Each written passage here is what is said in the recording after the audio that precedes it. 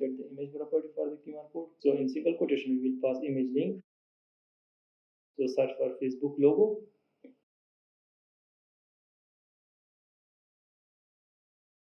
Click on any logo. I will use this one. Open in a new tab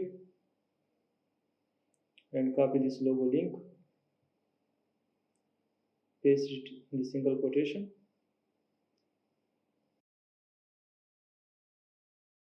Now if we refresh this page, the Facebook logo will appear in the center of that QR code.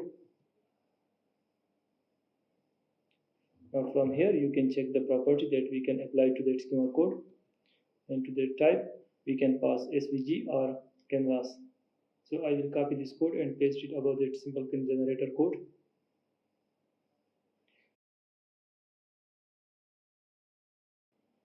And set the type property, and for type we will pass SVG. We can set that margin. Let's set that margin to 4, but that margin 4 is not showing. If I increase that margin, it will show up.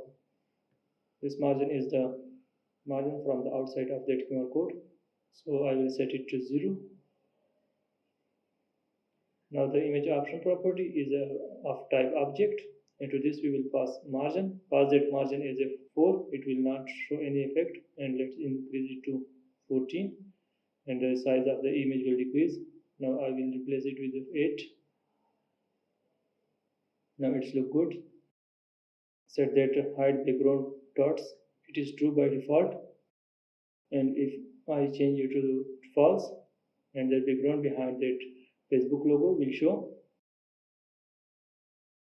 So I will remove that as it is by default true, and to that cross origin I will pass that anonymous, and for anonymous it shows the QR code, and if I change it to user credential, then QR code will hide. So I will change back to the anonymous, and now let's set the dot option property for QR code. We can pass color and the type.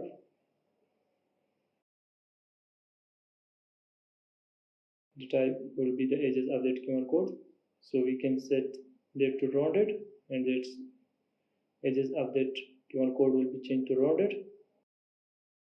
We can set it to dots, and it will be changed to the dots format.